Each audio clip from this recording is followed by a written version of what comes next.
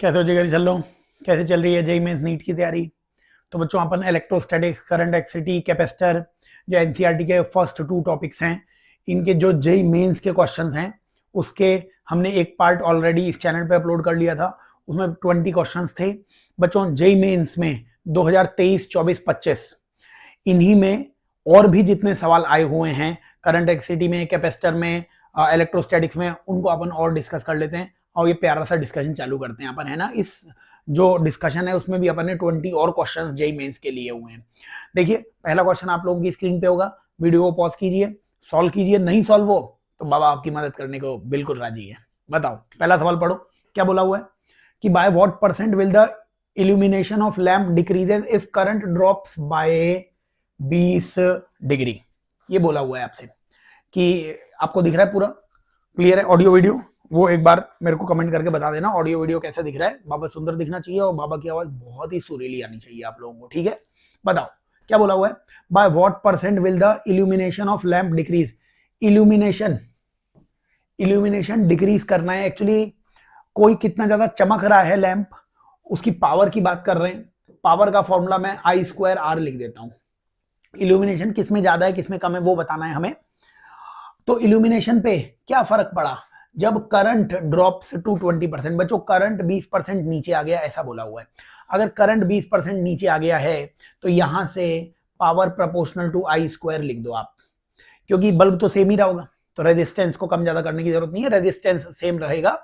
हमने करंट को चेंज करने से इल्यूमिनेशन में, पावर में क्या फर्क पड़ता है वो बताना है। बच्चों, ऐसे लिख सकते हो क्या इसे, P1/P2 या P इनिशियल, इसे मैंने लिख दिया P initial by P final equal to I initial upon I final का होल स्क्वायर।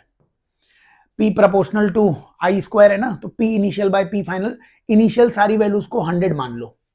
इनिशियली पावर कितनी मान ली हमने, 100। फाइनल पावर कितनी है हमें नहीं पता है।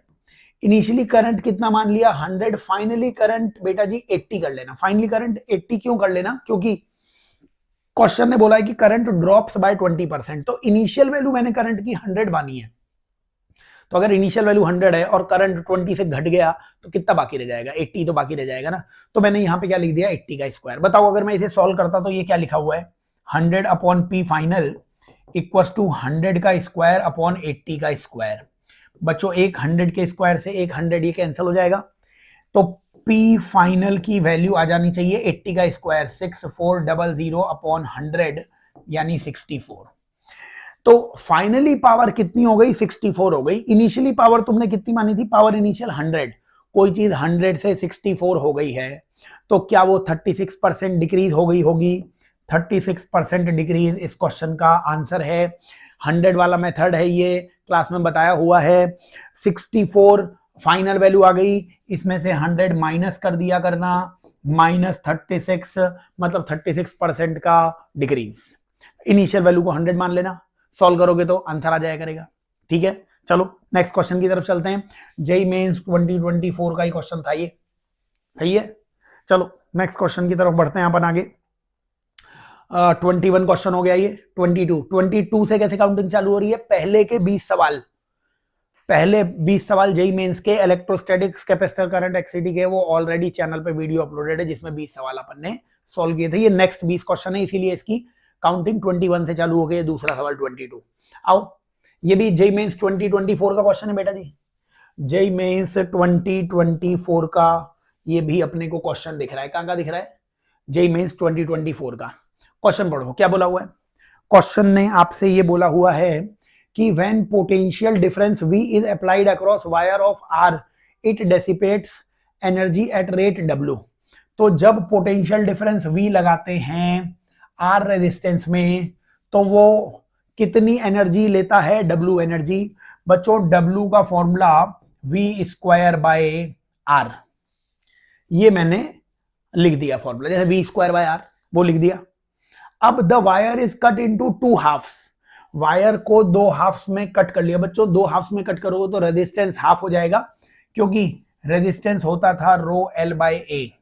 तो लेंथ को अगर तुमने हाफ कर दिया है तो फिर रेजिस्टेंस को भी कितना करना पड़ेगा, तुम्हें हाफ करना पड़ेगा, ठीक है?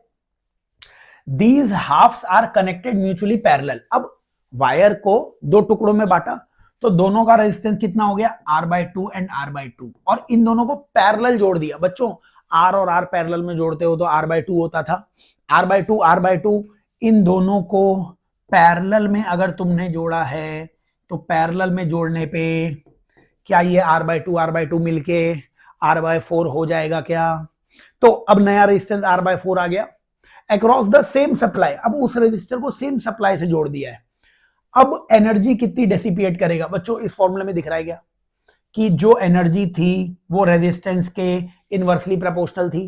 क्या रेजिस्टेंस को R/4 कर दिया है तो ये 4 ऊपर आ जाएगा, यानी एनर्जी 4 टाइम्स आ जाएगी, यानी पहले W थी तो अब 4W आ जाएगी। ये इसका आंसर आने वाला है। बीच में ब्लर हो रहा है क्या? ये इसको मैं ऑटो फोकस भी कर देता हूं, अब ये ब्लर भी नहीं होगा। तो ये 22 क्वेश्चन का आंसर बी आ जाएगा। जेईई मेंस 2024 का ही सवाल है, अच्छे से सॉल्व कर लेना इसे, ठीक है। चलो नेक्स्ट क्वेश्चन की तरफ चलते हैं अपन।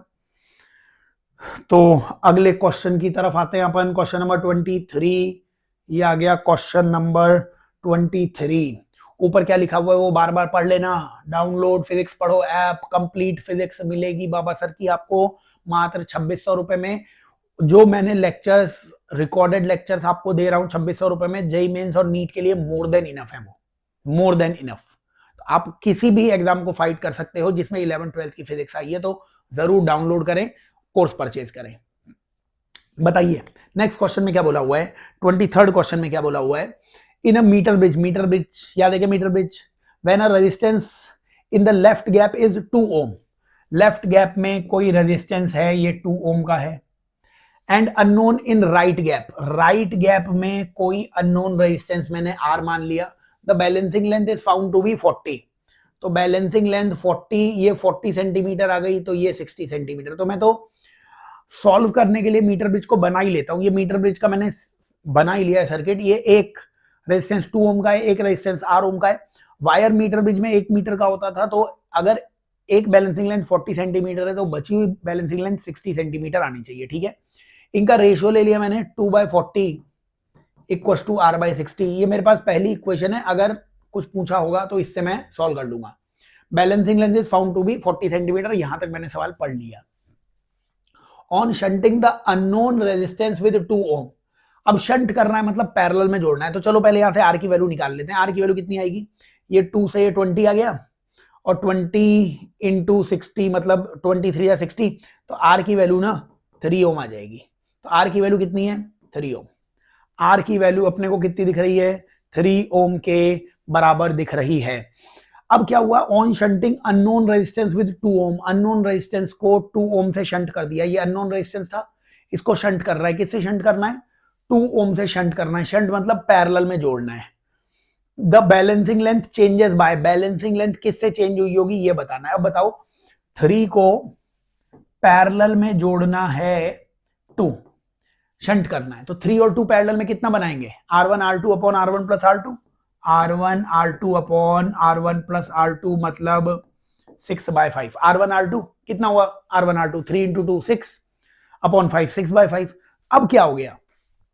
एक तरफ रेजिस्टेंस तो 2 ही है, लेकिन दूसरी तरफ रेजिस्टेंस कितना हो गया? 6/5 ओम हो गया। एक तरफ रेजिस्टेंस 2 है, एक तरफ 6/5 है। अब बैलेंसिंग लेंथ मान लो L आ जाती, ये L हो जाती तो दूसरी लेंथ 100 माइनस L आ जाती। इनका रेशियो क्या आता? 2/L और 6/5 इंटू 100 माइनस L, ये आता। बताओ सॉल्व करने पे क्या आएगा? ये 2 से ये 3 आ गया, तो 3L मल्टीप्लाई करने पे 3L equals to 500 minus 5L, 5L उधर गया, 8L बराबर 500, यानी L की वैल्यू आ गई बेटा जी 500 अपॉन 8, 500 अपॉन 8। 2 से अगर डिवाइड करूं तो 250/4, और 4 से या 125/2 या 62.5, ये 62.5 आंसर टिक मत कर देना, 62.5 ये एनटी वाले यही सब करते हैं। देखिए नई बैलेंसिंग लेंथ आई है 62.5, हमें पूछा है balancing length changes by, balancing length changes by. मैं इसे हाईलाइट करना चाहूंगा, बैलेंसिंग लेंथ चेंजेस बाय। पहले बैलेंसिंग लेंथ कितनी थी 40, पहले बैलेंसिंग लेंथ कितनी थी 40, अब बैलेंसिंग लेंथ कितनी हो गई है 62.5, तो कितने से चेंज हो गई 22.5 से चेंज हो गई, फाइनल माइनस इनिशियल, यानी कि 22.5 बी इस क्वेश्चन का आंसर होना चाहिए था। सही बात है कि नहीं है? तो अच्छे से सॉल्व कर लें। जेई मेंस के जो क्वेश्चन आपको टॉपिक वाइज करवाए जा रहे हैं इनसे बड़ा फायदा मिलेगा अपने को। आगे बढ़ते हैं अपन नेक्स्ट क्वेश्चन पर। बताइए जरा, अगर हम नेक्स्ट क्वेश्चन की तरफ चलें, 24 नंबर का क्वेश्चन, बोलिए 24 नंबर का क्वेश्चन। नेक्स्ट 24 नंबर के क्वेश्चन में बताइए, आपको दिख रहा होगा 24 नंबर का question, the resistance per centimetre of metre bridge wire is R. Resistance per centimetre, metre bridge, ये रहा मीटर ब्रिज का कोई वायर है, इसका रेजिस्टेंस पर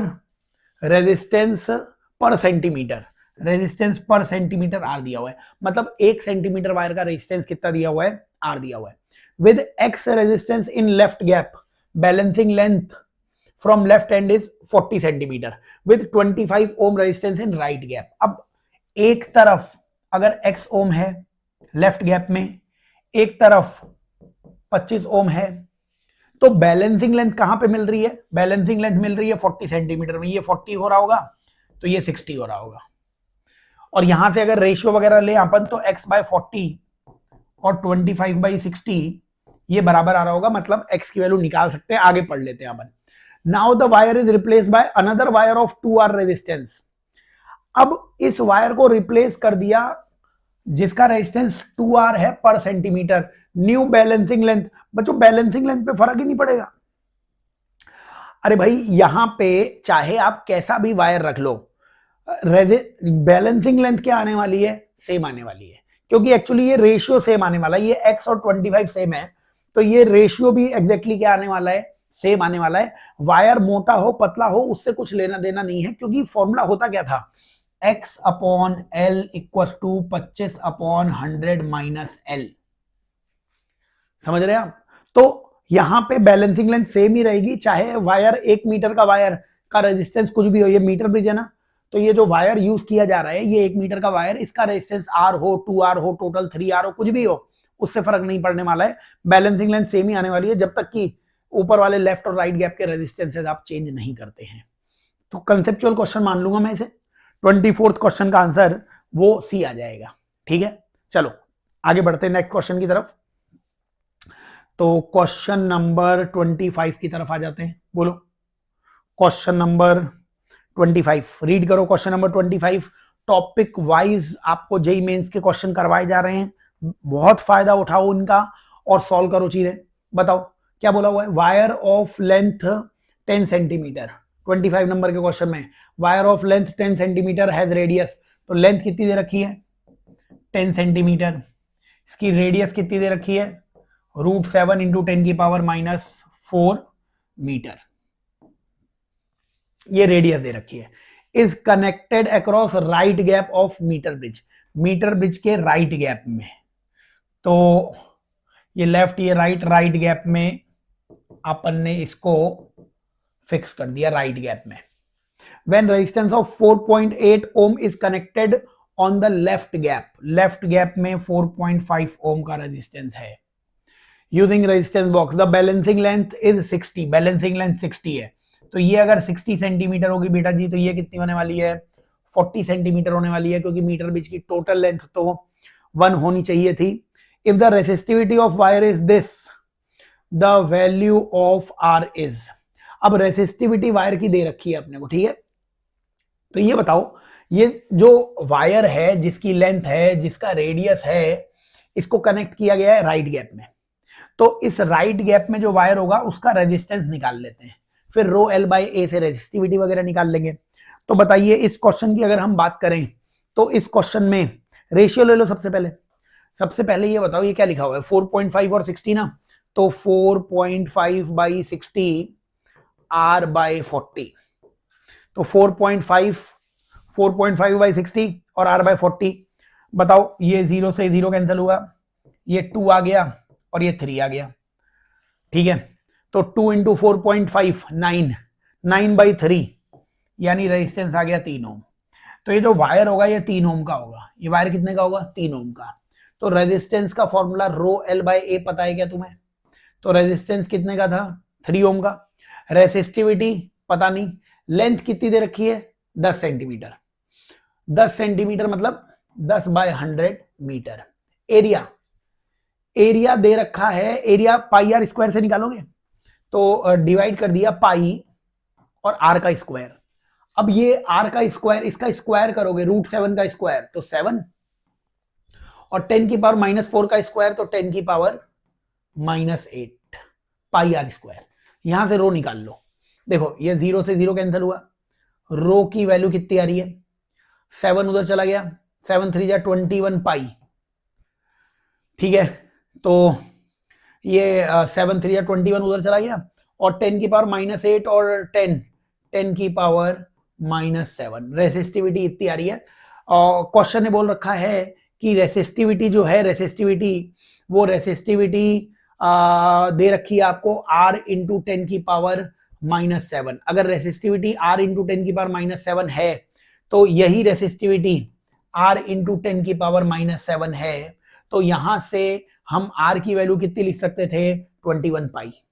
R की वैल्यू 21 पाई के बराबर आ जानी चाहिए थी। ठीक है ना? तो 21 पाई, उसको सॉल्व कर लो आप। 21 तो 21 आ गया, पाई की वैल्यू 22/7 वगैरह, और ये 7 3 जा 21, 3 इंटू 22 66, यानी सी इसका आंसर आ जाएगा 66 आर की वैल्यू आ जाएगी। तो एक बार फिर से मीटर ब्रिज का सवाल, जेईई मेंस 2024 का सवाल। तो मीटर ब्रिज बहुत इंपॉर्टेंट है, ऐसा आपको इस डिस्कशन से समझ में आ जाना चाहिए कि जेईई 2024 में कितने सारे सवाल इसके आए हुए हैं। आगे बढ़े नेक्स्ट क्वेश्चन की तरफ। चलिए नेक्स्ट क्वेश्चन की तरफ बढ़ते हैं अपन। क्वेश्चन नंबर 26 पे आ जाते हैं हम। बताइए क्वेश्चन नंबर 26 जो है इसको देख लेना। बताओ बच्चों, क्वेश्चन नंबर 26 में ऑप्शन आपको दिख नहीं रहे होंगे। क्वेश्चन नंबर 26 में ऑप्शन इसलिए नहीं दिख रहे क्योंकि ये इंटीजर टाइप क्वेश्चन था, जेईई मेंस 2024 का ही सवाल था। क्या बोला हुआ है? In the following circuit battery has EMF 2 volt. Battery का ईएमएफ कितना है? 2 वोल्ट का। इंटरनल रेजिस्टेंस 2/3 ओम है। पावर कंज्यूम्ड, सर्किट में पावर कंज्यूम कितनी होगी ये बताना है तुम्हें। ठीक है, तो सर्किट का पावर निकाल सकते हो। अगर सर्किट की पावर निकालनी है तो पावर का फॉर्मूला V²/R इस्तेमाल कर लो। V²/R इसलिए इस्तेमाल कर रहा हूं, V तो दिया ही हुआ है तुम्हें। V भी टोटल, R भी टोटल, तो पावर भी टोटल, ऐसे लगाया करो इक्वेशन। टोटल सर्किट का V वो 2 दिया हुआ है, इसका अगर रेजिस्टेंस निकाल लोगे तो आंसर आ जाएगा। ठीक है, रेजिस्टेंस कैसे निकाल पाओगे? रेजिस्टेंस निकालने के लिए बिंदु लगा देते हैं अपन। चलो ये बिंदु मैंने A मान लिया, ये बिंदु मैंने B मान लिया, ये बिंदु भी A आ जाएगा, ये बिंदु भी A आ जाएगा। इनफैक्ट ये वाला बिंदु, ये B है तो ये बिंदु B आ जाएगा, ये बिंदु A और ये बिंदु B। ये सेम, जब तक कोई इंस्ट्रूमेंट नहीं है तब तक हर पावर का, हर वायर का पोटेंशियल सेम। ये B तो ये भी क्या हो जाएगा? B। ये A, ये भी क्या हो जाएगा? A आ जाएगा।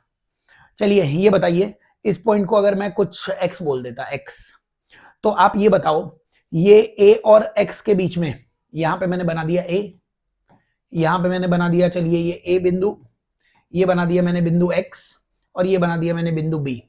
बताओ ये वाला जो रेजिस्टेंस है 2 ओम, ये A और X के बीच में है, तो A और X के बीच में 2 ओम। ये वाला रेजिस्टेंस भी A और X के बीच में, तो A और X के बीच में 2 ओम। ये बताओ B और X के बीच में 2 ओम, B और X के बीच में 2 ओम, तो B और X के बीच में 2 ओम, B और X के बीच में 2 ओम। ठीक है, और बताओ ये A और B के बीच में 2 ओम, और ये भी A और B के बीच में 2 ओम, तो A और B के बीच में 2 ओम, A और B के बीच में 2 ओम। तो बताओ A और B के बीच का टोटल रेजिस्टेंस कितना दिख रहा है? A और B के बीच का टोटल रेजिस्टेंस तुम्हें कितना दिखेगा? ये 2 और 2 पैरेलल में 1 हो जाएगा, ये 2 और 2 पैरेलल में 1 हो जाएगा, और ये 2 और 2 पैरेलल में फिर से 1 हो जाएगा। बताओ ये नीचे 1 और 1 2 हो जाएंगे, तो फिर स्थिति कुछ ऐसी हो गई, मतलब ये 1 और 1 कितने हो जाएंगे? 2, और ऊपर ये 1। मतलब ए और बी के बीच में तुम्हें क्या दिखेगा, 2 और 1 पैरेलल में। बताओ 2 और 1 पैरेलल में कितना हो जाएगा, 2 इंटू 1 अपॉन 2 प्लस 1 यानी 2/3। मतलब ए और बी के बीच का इक्विवेलेंट कितना आ गया, 2/3। तो नीचे वाले सर्किट को तो मैंने ये 2 वोल्ट बना दिया, ये कितना है, ये 2/3 था, और ए और बी का जब इक्विवेलेंट निकाला तो वो भी कितना आ गया, 2/3। बच्चों यही सर्किट है, इस सर्किट में टोटल रेजिस्टेंस कितना आ जाएगा, 2/3 प्लस 2/3 मतलब 4/3। तो इस सर्किट का टोटल रेजिस्टेंस 4/3 आ जाएगा। अगर टोटल रेजिस्टेंस 4/3 है तो पावर आ जाएगी V टोटल का स्क्वायर अपॉन R टोटल मतलब 4/3। 4/3 का 3 ऊपर, 4 से 4 cancel, 3 what power, integer type question, answer 3 आ जाएगा इसका। ठीक है, तो बड़ी आसानी से क्वेश्चन सॉल्व कर लेना, जेई मेंस 2024 का ये आंसर आ जाएगा हमारे पास। ठीक है, चलिए करंट एक्सिटी वगैरह के सवाल चल रहे हैं, बेहतरीन सवाल चल रहे हैं, जेई मेंस के सवाल चल रहे हैं, तो इनको बहुत अच्छे से सॉल्व करो। चलो क्वेश्चन नंबर 27 पे आ जाते हैं अपन। बताओ question number 27 question JEE Mains 2023 का, ये जेई मेंस 2023 का जो क्वेश्चन है ये आपको सॉल्व करना है। जेई मेंस 2023 का क्वेश्चन स्क्रीन पे दिख रहा होगा, बिल्कुल बेहतरीन स्लाइड्स हैं। बोलिए क्या दिख रहा है, अ 10 microcoulomb charge is divided into 2 parts placed at 1 centimeter distance so that repulsion between them is maximum. The charge in 2 parts. बच्चों 27th क्वेश्चन का आंसर बी आ जाना चाहिए। ये क्वेश्चन ग्रेविटेशन में, कैपेसिटर में, हर जगह आ सकता है। अभी खैर ये इसको इलेक्ट्रोस्टैटिक्स का क्वेश्चन बोलना चाहिए। आपको पता होना चाहिए, मैथ्स की प्रॉपर्टी है, एक नंबर को, एक कांस्टेंट नंबर को अगर 2 पार्ट्स में हम डिवाइड करें और चाहते हैं उनका प्रोडक्ट मैक्सिमम हो तो फिर वो दोनों आधे आधे होने चाहिए। नहीं पता हो तो मैं डिराइव कर देता हूं। देखिए टोटल चार्ज आपको कितना दिया हुआ था, 10 माइक्रोकूलम। इनको 2 पार्ट्स में डिवाइड किया, लेट से एक पार्ट x था और एक पार्ट q माइनस एक्स था, और इनके बीच का इलेक्ट्रोस्टैटिक रिपल्शन कितना होता, वो k q1 q2 upon distance का स्क्वायर। ये मैक्सिमम करना है, ये फोर्स है, इसको मैक्सिमम करना है। अब बताओ इस फोर्स को मैं प्रोपोर्शनल लिख सकता हूं x into Q minus x के, क्योंकि k और r तो कांस्टेंट है। क्या इस फोर्स को प्रोपोर्शनल लिख सकते थे हम Q x minus x square के? हाँ, हमें अगर मैक्सिमम मिनिमम थोड़ा सा भी पता है तो इसको मैक्सिमम करने के लिए इसका डिफरेंशिएशन x के रिलेटिव, वेरिएबल के रिलेटिव 0 होना चाहिए। क्या आ रहा है इसका differentiation, q minus 2x। Q x का q हो जाएगा एक्स स्क्वायर का 2x, इसको 0 करोगे x की वैल्यू कितनी आ जाएगी, q/2। मतलब जो तुमने 2 पार्ट्स बनाए थे, बताओ इसके 2 पार्ट, एक x कितना हो जाएगा, q/2 आधा, और q माइनस q/2 करोगे तो वो भी कितना हो जाएगा, आधा हो जाएगा। तो अगर एक चार्ज को 2 पार्ट में डिवाइड करें और दोनों के बीच में अपने को रिपल्शन मैक्सिमम करना हो तो दोनों को आधा आधा बांटना पड़ेगा, यानी बी इस क्वेश्चन का आंसर आ जाएगा। ठीक है, जेईई मेंस 2023 का सवाल। चलिए इसको भी पीछे छोड़ते हैं और आगे बढ़ गए हम जेईई मेंस 2023 के एक और सवाल में आ गए। क्वेश्चन नंबर 27 में आ चुके हैं हम। बताइए क्वेश्चन नंबर 27 अगर आप देखें तो क्या बोला हुआ है क्वेश्चन नंबर 27 ने, if late sigma be the uniform charge density, sigma be the uniform charge surface density of 2 infinite thin sheets दिख रही हैं क्या आप लोगों को? बिल्कुल बेहतरीन दिख रही हैं। Sheet as shown in the figure, then electric field in the 3 different region, तीनों डिफरेंट रीजन में इलेक्ट्रिक फील्ड निकालना है। बहुत बेसिक सा सवाल, सबको आना चाहिए ये सवाल। चलिए बताइए E1, ये फर्स्ट रीजन है। यहाँ पे बच्चों प्लस के कारण इलेक्ट्रिक फील्ड बाहर की तरफ आएगा, सिग्मा/2 एप्सिलॉन नॉट। प्लस के कारण इलेक्ट्रिक फील्ड बाहर की तरफ, सिग्मा/2 एप्सिलॉन नॉट। इस प्लस के कारण भी इलेक्ट्रिक फील्ड बाहर की तरफ, अगेन सिग्मा/2 एप्सिलॉन नॉट। और सिग्मा/2 ऐड करोगे कितना आ जाएगा, सिग्मा/एप्सिलॉन नॉट। तो E1 का आंसर 0, गलत। E1 का आंसर सिग्मा/2 एप्सिलॉन नॉट, सही बात है। और सिग्मा/2 epsilon not minus N cap, सिग्मा/2 epsilon not in minus I direction आना चाहिए था, तो माइनस आई डायरेक्शन मतलब माइनस एन कैप आना चाहिए था। चलिए खैर आगे भी देख लेते हैं कि और क्या क्या दिया हुआ इसमें सेकंड रीजन में। बच्चों इस सेकंड रीजन में इलेक्ट्रिक फील्ड कैसे निकालोगे? सेकंड रीजन में दोनों प्लेट्स के बीच में इलेक्ट्रिक फील्ड कैसे निकालोगे? दोनों प्लेट्स के बीच में इलेक्ट्रिक फील्ड बिल्कुल आसानी से आ जाना चाहिए था। बताओ, प्लस के कारण अपने से बाहर की तरफ इलेक्ट्रिक फील्ड आएगा सिग्मा बाय 2 एप्सिलॉन नॉट, इस प्लस के कारण। और उस दूसरी वाली प्लस के कारण भी अपने से बाहर की तरफ सिग्मा बाय 2 एप्सिलॉन नॉट आना चाहिए था। तो सिग्मा बाय 2 एक दूसरे को कैंसिल कर देगा। तो फिर E2 में 0 आना चाहिए था, E2 में 0 आना चाहिए था, E2 में 0 आना चाहिए था। सही है। अब बताइए थर्ड जो रीजन है उसमें कितना आएगा? उसमें भी वही आना चाहिए। बताओ, प्लस के कारण इलेक्ट्रिक फील्ड, इस प्लस के कारण electric field sigma bye 2 epsilon not अपने से बाहर की तरफ, फर्स्ट शीट के कारण। दूसरी शीट के कारण भी प्लस के कारण इलेक्ट्रिक फील्ड बाहर की तरफ, अगेन बाहर की तरफ plus sigma bye 2 epsilon not, और इन्हें ऐड करोगे सिग्मा बाय एप्सिलॉन नॉट। तो लास्ट आना चाहिए था sigma by epsilon not, sigma by epsilon not, यानी कि आंसर सी इसका आ जाएगा। सिग्मा बाय एप्सिलॉन नॉट और बीच में 0। तो जरूर इलेक्ट्रिक फील्ड से सारे याद करके जाएं जो स्टैंडर्ड होते हैं। ठीक है, चलो नेक्स्ट क्वेश्चन की तरफ। जरा क्वेश्चन नंबर 28 के आगे क्वेश्चन नंबर 29 दिख रहा है अपने को। बोलिए, क्वेश्चन नंबर 29, इसमें भी ऑप्शन दिख नहीं रहा है, मतलब इंटीजर टाइप क्वेश्चन रहा होगा ये भी। क्या बोला हुआ है? The distance between charges q and minus q is 2l। q और माइनस q, ये q और माइनस q के बीच में डिस्टेंस 2l है, and between 2q and 4q is 4l। तो ये वाली डिस्टेंस आपको कितनी दे रखी है? 2l। ये वाली डिस्टेंस कितनी दे रखी है आपको? 2l दे रखी है। और 2q और माइनस 2q, 2q और माइनस 2q की डिस्टेंस भी दे रखी है आपको। 2q और माइनस 2q, इसकी डिस्टेंस कितनी दे रखी है? 4l दे रखी है आपको। ठीक है, इसके आगे और क्या बोला हुआ है कि the electric potential at P which is distance R from O is minus alpha QL by R square into 10 की पावर 9 अल्फा की वैल्यू निकालनी है। ठीक है, तो यहां पे ना दो डायपोल्स बन जाएंगे। डायपोल्स के कारण जो पोटेंशियल होता है उसका फॉर्मूला पता है क्या आपको? पोटेंशियल, डायपोल के कारण पोटेंशियल का फॉर्मूला होता था KP cos theta by R square, KP cos theta, KP cos theta by R square. तो ये पोटेंशियल अपने को पता होना चाहिए था, KP cos theta by R square. ये बताइए, और थीटा एंगल कहां से आता था? डायपोल और उस पॉइंट के पोजीशन वेक्टर के बीच का एंगल। जैसे ये डायपोल होता P और ये पॉइंट होता, तो इसको हम बोल देते पॉइंट का पोजीशन वेक्टर। तो P और R के बीच का जो एंगल आता था उसको हम क्या बोलते थे? थीटा एंगल बोलते थे। अगर ये सब पता है तो आंसर आ जाएगा। चलो सबसे पहले ये बताओ मेरे को, सबसे पहले अगर छोटे वाले डायपोल की बात करूं मैं, डायपोल की डायरेक्शन माइनस से प्लस होती थी। ये रहा पहला डायपोल, इसको P1 बोल दिया, P1। और इस डायपोल के साथ इसका कितना एंगल दिख रहा है? 60 डिग्री दिख रहा है। तो पहले डायपोल के कारण अब उसका P1 कितना होगा? P1 आना चाहिए, P1 आना चाहिए आपके पास, कितना आ जाना चाहिए?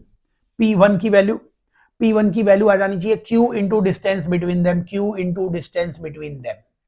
तो P1 ये पहला डायपोल है, ये किसी एक चार्ज Q ले लिया और इनके बीच की डिस्टेंस कितनी ले ली हमने? 2l ले ली है। बताओ कितना आएगा पहले के कारण पोटेंशियल? K P मतलब Q2l cos 60 upon R square. तो फिर पोटेंशियल पहले के कारण कितना आ रहा है? KQL बाय R स्क्वायर, क्योंकि cos 60 और 2 cancel, KQL by R square. ये तो पहले के कारण आया है, KQL बाय R स्क्वायर। ठीक है, अब बताइए दूसरे डायपोल के कारण कितना आने वाला है? दूसरा डायपोल जो है उसको भी मैं बना लेता हूं। अब दूसरा डायपोल की डायरेक्शन माइनस से प्लस, ये रहा सेकंड डायपोल। सेकंड डायपोल के साथ अगर आप देखेंगे इस P पॉइंट को, तो एंगल ये वाला लेना पड़ेगा आपको, P और R के बीच का एंगल 120 डिग्री। दूसरा डायपोल की वैल्यू कितनी लिखनी पड़ेगी? दूसरे डायपोल की वैल्यू Q इंटू L। अब दूसरे डायपोल में Q कितना है? 2Q, और डिस्टेंस कितनी है? चार्जेस के बीच की 4L, ये दूसरा डायपोल है, उसके कारण पोटेंशियल कितना आएगा, वही के पी, पी की वैल्यू कितनी, ये जो लिखी हुई है 8QL K P cos theta cos 120 upon R square.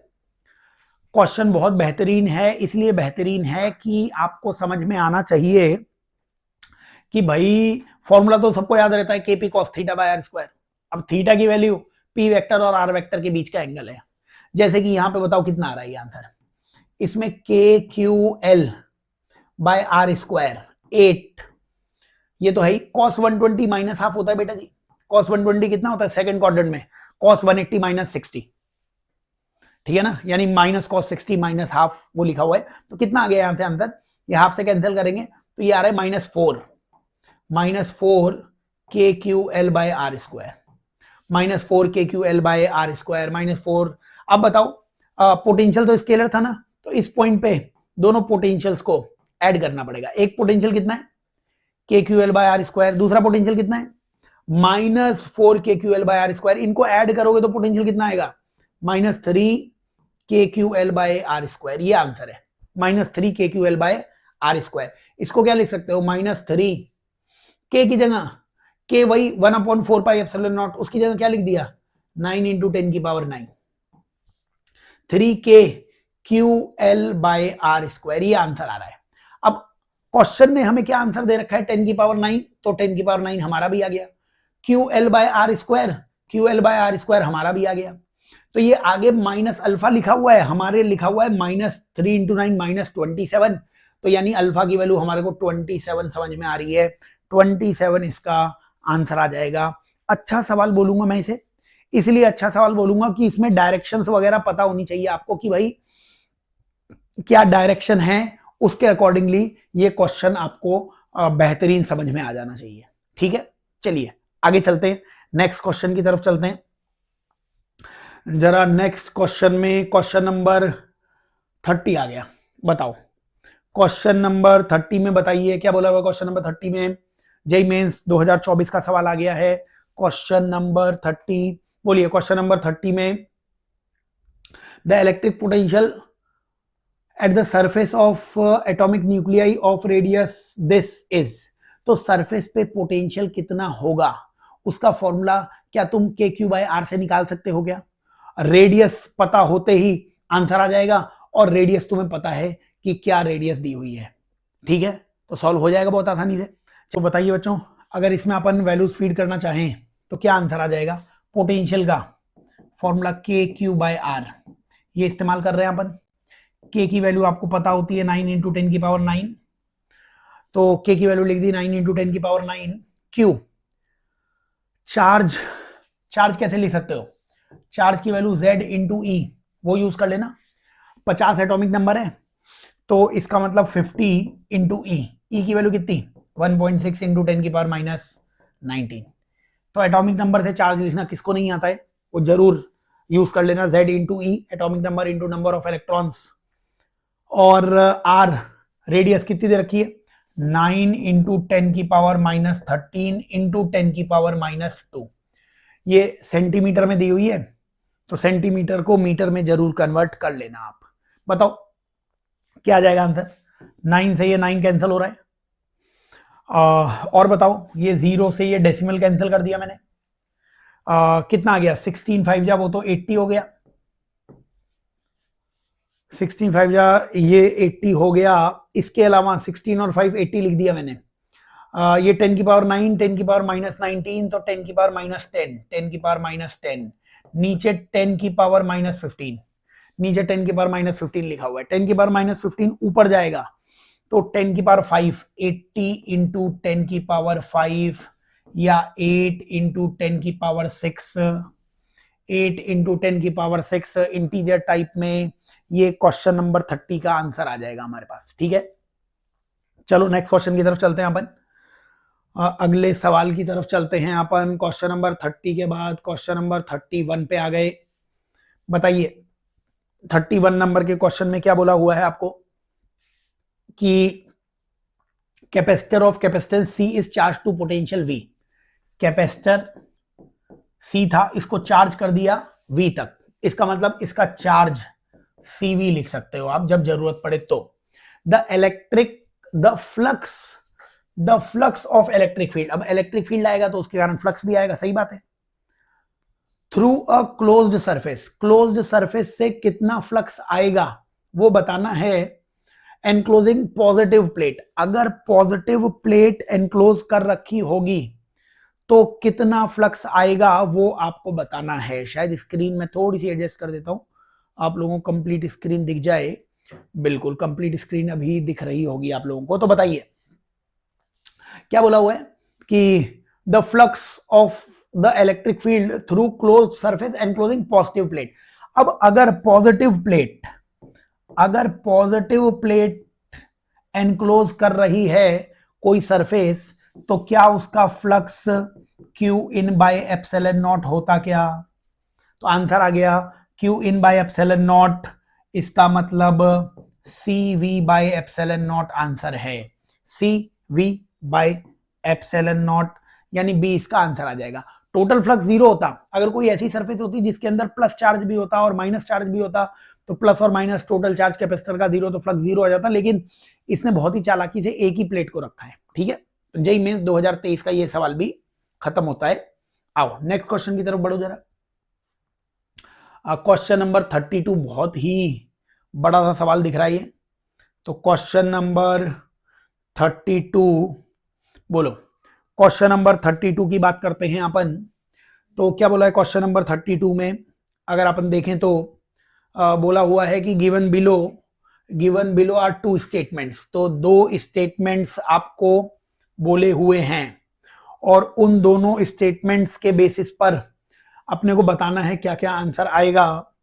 बताइए जरा, इसको आप देख के बताइए कि क्या क्या इसमें बोला हुआ है। ये मैंने एक बार सेटिंग वापस से कर ली। अब बोलो क्या बोला हुआ है। Given below are two statements, one is labelled as assertion and other is labelled as reason. एक असर्शन है एक रीजन है। तो बताइए, two metallic spheres are charged to same potential, one of them is hollow and other is solid. तो same potential है, एक hollow एक सॉलिड, और दोनों का पोटेंशियल क्या हो गया है, same. Both have same radii. Solid sphere will have lower charge than the hollow one. दोनों की रेडियस सेम है, दोनों का पोटेंशियल सेम है। बच्चों इसका पोटेंशियल कितना होगा, KQ/R। चलो इसको KQ1 मान लिया। दूसरे का पोटेंशियल कितना होगा, KQ2/R। अब दोनों का पोटेंशियल सेम है, जब K सेम है R सेम है तो चार्ज भी तो सेम ही आएगा। तो इसने तो बोल दिया विल हैव लोअर चार्ज, ये तो गलत हो गया। अगर पोटेंशियल सेम है रेडियस सेम है तो चार्ज भी सेम आना चाहिए, तो असर्शन तो गलत है। तो असर्शन अगर गलत है, if A and R both are true, if A and R both are true, if assertion is false, assertion is false, वो दिया ही केवल C में है, तो C आंसर आना चाहिए। खैर रीजन भी इसका और पढ़ लेते हैं, ऐसी कोई बात नहीं है। Capacitance of metallic sphere depends on radii of sphere. हाँ, capacitance in the light of, अब नीचे तो बताना है कि क्या ऑप्शन है। कैपेसिटेंस ऑफ मेटेलिक स्फीयर कितना होता है, मेटेलिक स्फीयर का कैपेसिटेंस 4πε0r, केवल रेडियस पे डिपेंड करता है। हाँ रीजन बिल्कुल सही दिया हुआ है, लेकिन असर्शन में गलत बोला हुआ था। C इसका आंसर आ जाना चाहिए, ठीक है। चलो 32 क्वेश्चन भी यहां से समाप्त होता है और हम आगे बढ़ते हैं क्वेश्चन नंबर 33। ये आ गया क्वेश्चन नंबर हमारे पास 33। बताओ क्वेश्चन नंबर 33 में क्या बोला हुआ है कि अ point charge of 10 microcoulomb is placed at origin. तो पॉइंट चार्ज 10 माइक्रोकूलम का कहां पे रखा गया है, 10 माइक्रोकूलम का चार्ज ओरिजिन पे रखा गया है। At what location on the x axis should a point charge 40 microcoulomb be placed so that net electric field is 0 at x = 2। ये x = 0 है और x = 2 पे मेरे को इलेक्ट्रिक फील्ड कितना करना है, 0।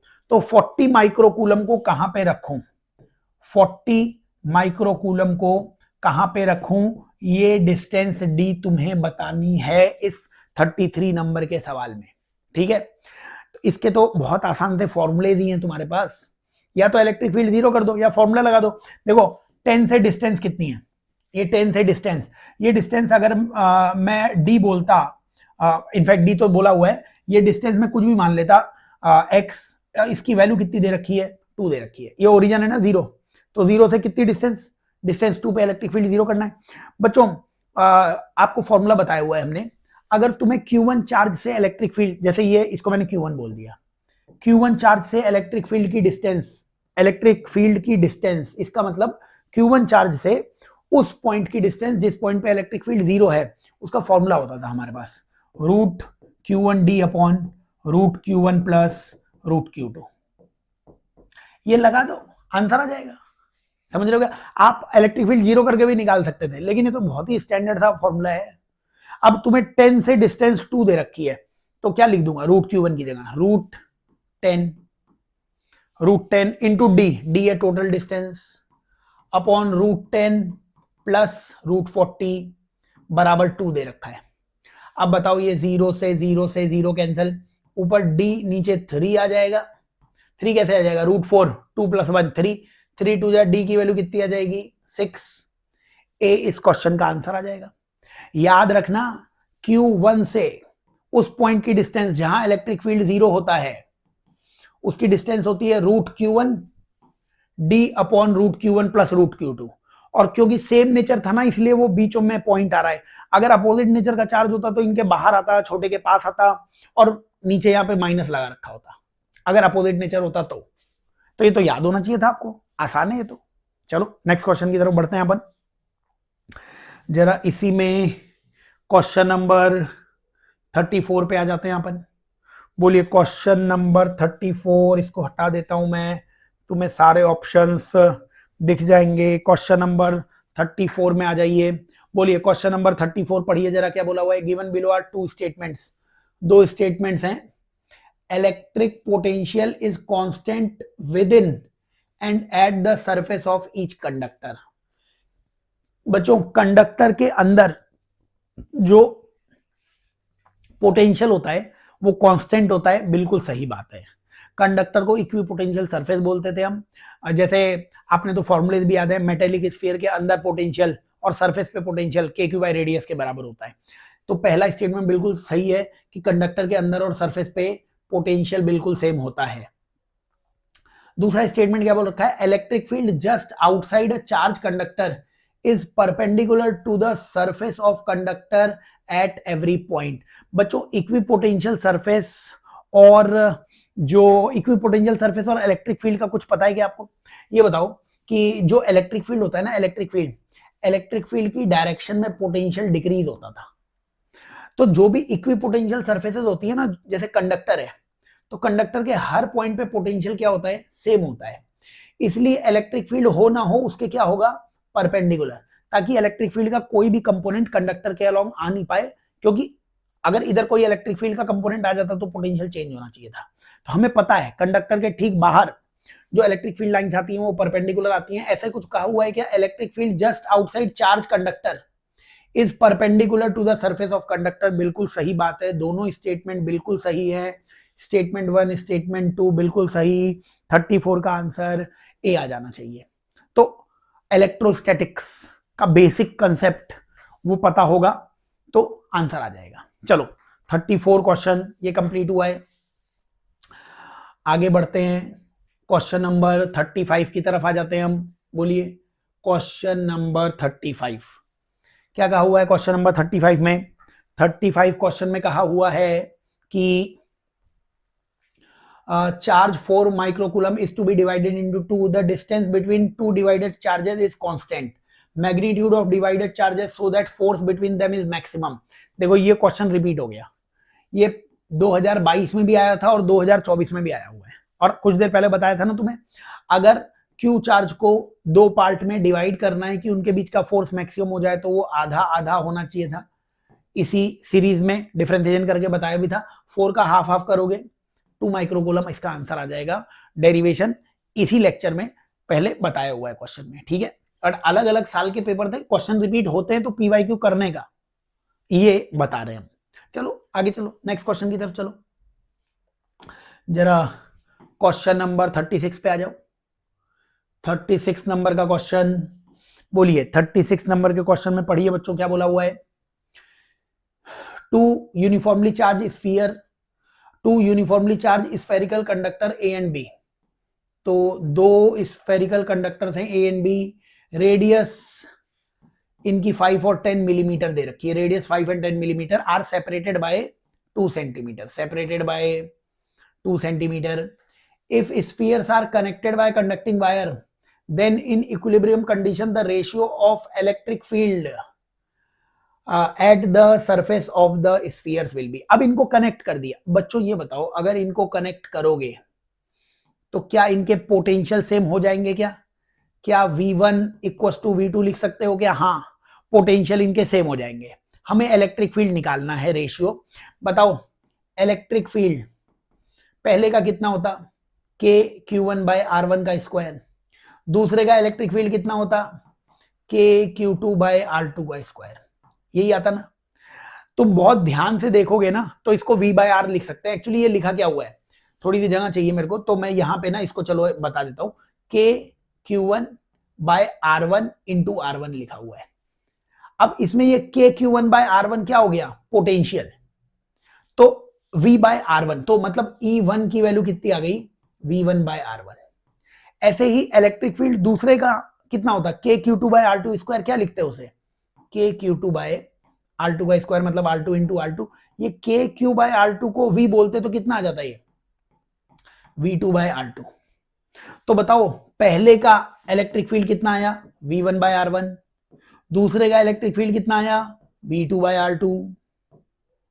तो बताओ अगर इनका रेशियो लेंगे अपन तो V से V कैंसिल हो जाएगा, क्योंकि तुमने इन्हें कनेक्ट करके रख रखा था. कनेक्ट करके रखने का मतलब है, इनको जोड़ने का मतलब है चार्ज तब तक फ्लो होगा बेटा जी जब तक इनका पोटेंशियल सेम नहीं हो जाता है. तो रेशियो लिया तो V से V कैंसिल हो गया, R2 ऊपर आ गया, तो E1 बाय E2 की value R2 bye R1. R2 10 है, R1 5 है, 10 बाय 5 यानी 2 बाय 1, वो हमारा आंसर है. 2 बाय 1 बी इसका आंसर आ जाएगा.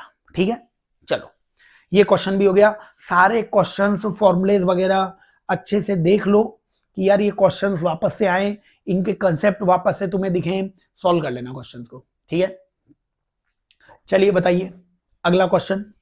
क्वेश्चन नंबर 37 पे आ जाइए. 37 क्वेश्चन में क्या बोला हुआ है?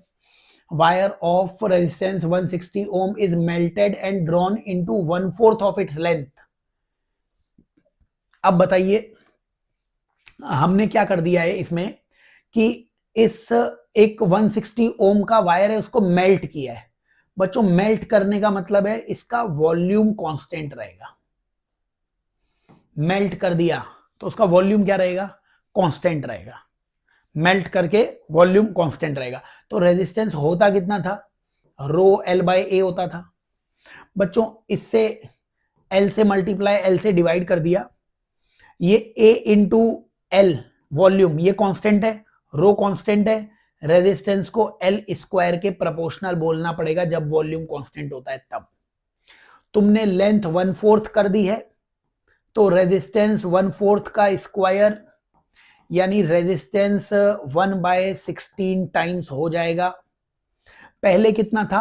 160, तो 160/16 10 ओम ये रेजिस्टेंस रह जाएगा. 37 क्वेश्चन का आंसर डी आ जाना चाहिए. ठीक है, चलो नेक्स्ट क्वेश्चन की. जेई मेंस के क्वेश्चंस जरूर सॉल्व कर लो सारे. तो इसमें आप 38 नंबर के क्वेश्चन में आ जाओ बेटा जी.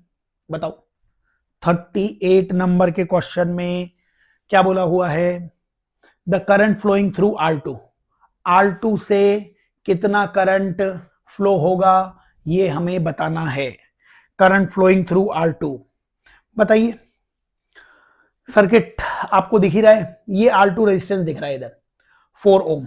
ठीक है, तो इसमें अगर हम टोटल रेजिस्टेंस निकालें फिर करंट का डिस्ट्रीब्यूशन करें तभी जाके कुछ बात बन सकती है. ठीक है ना. तो जरा इसके टोटल रेजिस्टेंस को बताओ मेरे को. टोटल रेजिस्टेंस आपको कितना दिखेगा? ये 2 और 4 सीरीज में, ये 2 और 4 सीरीज में कितना है? यहाँ पे 2 और 4, ये 2 और ये 4, ये सीरीज में. कैसे सीरीज में? जो करंट ए से बी जाएगा वही बी से सी जाएगा, है ना. तो ये 2 और 4 6, 6 और 6 पैरेलल में कितना हो जाएगा? 3 हो जाएगा। तो यहां ये 3 और ये 3 अगर आप देखोगे तो वो 6 हो जाएगा। फिर से समझ में आ रहा है क्या? देखो ये 2 और ये 4 सीरीज में कितना हो गया? 6 हो गया। 6 हो गया तो इन दोनों को हटा के, इन दोनों को हटा के, इन दोनों को हटा के हमने यहां पे क्या जोड़ लिया? एक 6 ओम जोड़ लिया। अब बताओ ये 6 और 6 पैरेलल में कितना हो गया? 3 हो गया क्या? हाँ 6 और 6 पैरेलल में 3। तो अब इन तीनों को हटा के, इन सबको हटा दिया मैंने, रब कर दिया। इन तीनों की जगह एक ही रेजिस्टेंस जोड़ सकते थे 3 ओम का, तो हमको यहां पे एक रेजिस्टेंस जोड़ लेना था। कौन सा? 3 ओम का। बाकी वो नीचे वाला सर्किट तो हमने मेंटली सॉल्व कर लिया। अब बताओ ये 3 और ये 3 ये 6 हो जाते कि नहीं हो जाते? हाँ 6 हो जाते। तो फिर इसको हटा के हमने यहां पे क्या जोड़ लिया? एक 6 ओम जोड़ लिया। ये पूरा नीचे का सर्किट का इक्विवेलेंट 6 आ गया। क्या ये 6 और 3 पैरेलल में है क्या? अगर ये 6 और 3 पैरेलल में है तो 6 और 3 पैरेलल में R1 R2 upon R1 plus R2 के हिसाब से क्या ये 2 ओम बना लेता? क्या 2 ओम बना लेता? तो हमने ना ये 6 भी हटा दिया और यहां पे केवल एक जोड़ लिया हमने 2 ओम का रेजिस्टर। अब बताओ ये ऊपर 2 और ये 2, ये 2 और 2 कितना हो जाएगा? 4 हो जाएगा। अब बताओ वो वाला 4 और ये वाला 4 मिलके टोटल रेजिस्टेंस 2 ओम आ जाएगा। तो इसका टोटल रेजिस्टेंस हमने 2 ओम निकाला है सीरीज पैरेलल के कॉम्बिनेशन का यूज करके। ठीक है, तो यहां से अगर करंट निकालते तो करंट V बाय आर आ जाता। Current V by R, V कितना है? 8, R कितना है? 2, तो करंट कितना आएगा यहां से? 4 एम्पियर। 4 एम्पियर करंट आएगा। अब करंट का डिवीजन करना तुम, 4 एम्पियर करंट का डिवीजन करना। देखो 4 एम्पियर करंट आया, 4 एम्पियर करंट यहां से आया, यहां पे 4 एम्पियर करंट आया। 4 एम्पियर को दो रास्ते दिखेंगे। देखो यहां पे जाएगा 2 एम्पियर और यहां भी जाएगा 2 एम्पियर। 2 एम्पियर 2 एम्पियर क्यों चला गया? क्योंकि जब तुमने सॉल्व किया था तो ये जो पूरा सर्किट है ना यार, ये पूरा सर्किट मिलके 2 ओम आ गया था, 2 ओम। तभी तो ये 2 और 2 मिलके 4 आया था, है ना? तो करंट को ऐसा लगेगा ऊपर भी 4 ओम है, नीचे भी 4 ओम है, तो आधा आधा करंट चला गया। ठीक है, अब बताओ ये यहां से इधर से तो 2 एम्पियर करंट आ रहा है, ये 2 एम्पियर इधर आ जाएगा, ऊपर से भी घूम घाम के 2 एम्पियर आएगा। 2 एम्पियर इधर आया। अब 2 एम्पियर को कुछ रास्ते दिखे, 2 एम्पियर को कुछ रास्ते दिखे। ये जो पूरा सर्किट था, ये पूरा सर्किट 6 ओम का था। ये पूरा सर्किट 6 ओम का था। 6 ओम का कैसे था? 6 ओम का मेंटली कर सकते हो। 4 और 2 ये 6 होता, 6 और 6 ये कितना हो जाता? 3, 3 और 3 6 ही तो दिख रहा है। अब बताओ जब 2 एम्पियर करंट आया, इधर 3 दिखा और उधर 6 दिखा, तो करंट रेजिस्टेंस के उल्टे रेशियो में डिवाइड होता था। तो करंट अगर उल्टे रेशियो में डिवाइड करते हो आप, तो बताओ यहां पर कितना करंट चला जाएगा? यहां पर ये 6 ओम है, ये पूरा कितना है? 6 ओम। ये कितना है? 3 ओम। तो उसको कितना पार्ट मिलेगा? 3 पार्ट। 3 अपॉन 3 प्लस 6 9, किसका? 2 एम्पियर का। तो इधर आएगा 2/3। इसको कैंसिल करूंगा अगर मैं 3 से, ये 3 तो इधर 2/3, तो इधर आ गया 2/3 एम्पियर। 2/3 एम्पियर आ गया। अब 2/3 एम्पियर आएगा, इसको दो रास्ते दिखेंगे। देखो ये भी 6 ओम और ये पूरा भी 6 ओम, तो ये 2/3 फिर हाफ हाफ डिवाइड हो जाएगा। तो हाफ हाफ डिवाइड हो जाएगा तो इधर भी 1/3 चला जाएगा, इधर भी 1/3 चला जाएगा। तो R2 में 1/3 एम्पियर करंट आना चाहिए। ये आंसर आ जाएगा। सर्किट जितनी अच्छी तरीके से आप सॉल्व कर सकते हो, आंसर आ जाएगा। ठीक है क्या? चलिए बहुत अच्छा सवाल था, इससे सर्किट के फंडे आपके क्लियर हो जाएंगे। नेक्स्ट क्वेश्चन की तरफ चलते हैं अपन। अगला सवाल क्वेश्चन नंबर 39 की तरफ आ गए अपन। बोलिए क्वेश्चन नंबर 39 वो देख लीजिए बच्चों। क्या बोला है 39 क्वेश्चन में कि 2 identical heater filament are connected first in parallel and then in series at the same applied voltage. The ratio of heat produced in same time for parallel to series. Heat parallel में और heat series में वो आपको बतानी है इस question में। तो ये बताओ 2 हीटर फिलामेंट्स, मतलब इनके रेजिस्टेंस R और R मान लेते हैं। ये कनेक्ट हुए पहले किसमें? पैरेलल में। और फिर किस में कनेक्ट हुए, सीरीज में। तो यहां से आप series and parallel at the same applied voltage, voltage same है इनका, तो V square by R formula लगाओ। बताओ वी स्क्वायर पैरेलल में आर और आर बाय 2 आ जाएगा, सीरीज में 2r आ जाएगा।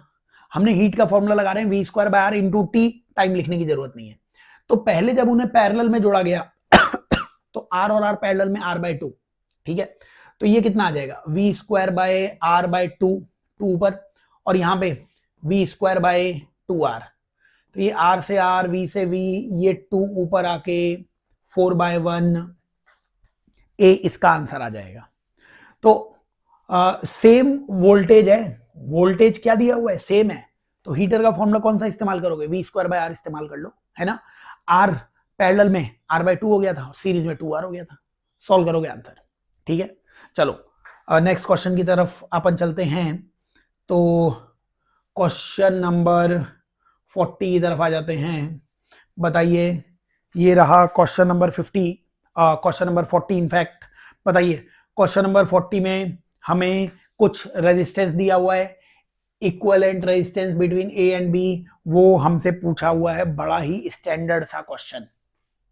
बताओ अगर ये पॉइंट को तुम ए बोलते तो ये पॉइंट भी ए होता, ये पॉइंट भी ए होता, ये पॉइंट भी ए होता, एक ही वायर के हर पॉइंट का पोटेंशियल सेम। अगर इस पॉइंट को बी बोला गया है क्वेश्चन ने, तो ये भी बी होता, ये भी बी होता, ये भी बी ही होता।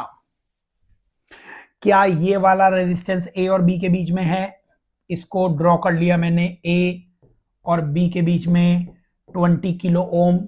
क्या ये वाला रेजिस्टेंस भी बी और ए के बीच में है, हाँ 20 किलो ओम। क्या ये वाला रेजिस्टेंस भी ए और बी के बीच में है, ए और बी के बीच में 10 किलो ओम। आंसर निकाल लीजिए। बताओ ये 20 और 20 पैरेलल में 10 बना लेंगे, और ये 10 और 10 पैरेलल में 5 बना लेंगे, 5 किलो ओम इसका आंसर आ जाएगा, ठीक है। तो करंट, इलेक्ट्रिसिटी, कैपेसिटर और जो इलेक्ट्रोस्टैटिक्स है, इसके हमने जेईई मेंस के 40 सवाल वो डिस्कस कर लिए हैं। ये जो हमने क्वेश्चन किए थे इसमें मेजॉरिटी 2023 और 2024 के क्वेश्चन थे।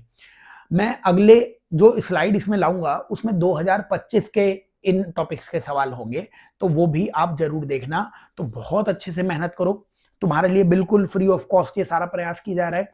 तो ज्यादा से ज्यादा भाई इसको लाइक सब्सक्राइब करो, ताकि हमें मोटिवेशन मिले कि यार हम और भी ऐसी समाज सेवा कर सकें, ठीक है।